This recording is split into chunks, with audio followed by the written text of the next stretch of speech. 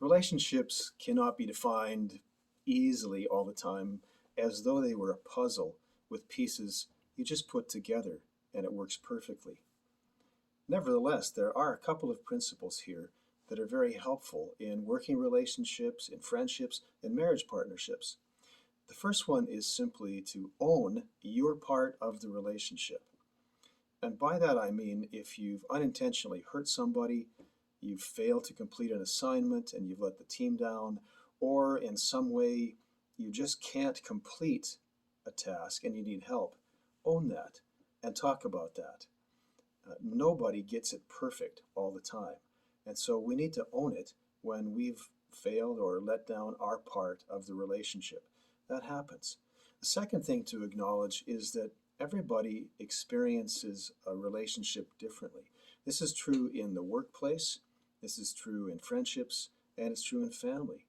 Everybody who even grows up in the same family might feel differently about how the family functioned. That's quite normal and even predictable. So, what do you do when you recognize this?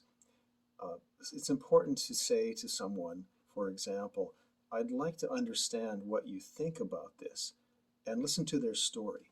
There's a point where we need to suspend judgment and just listen.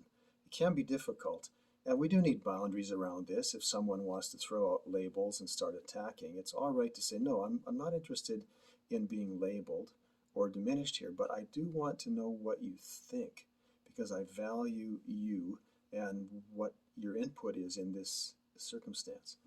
And so we listen to each other.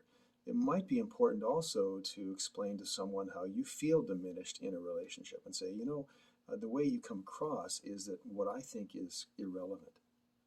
In any case, dialogue helps build toward discovering maybe a third way that is better than either one of you has in mind. It's not unusual for some people to see eye to eye on most things, but then come to a point where they have a disagreement or a difference about something. That's normal and can be healthy. It depends on how we handle it.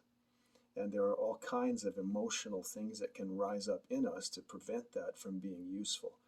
But if we can suspend that for a moment and step back and say, oh, let's listen to each other, hear each other's stories, it can be useful.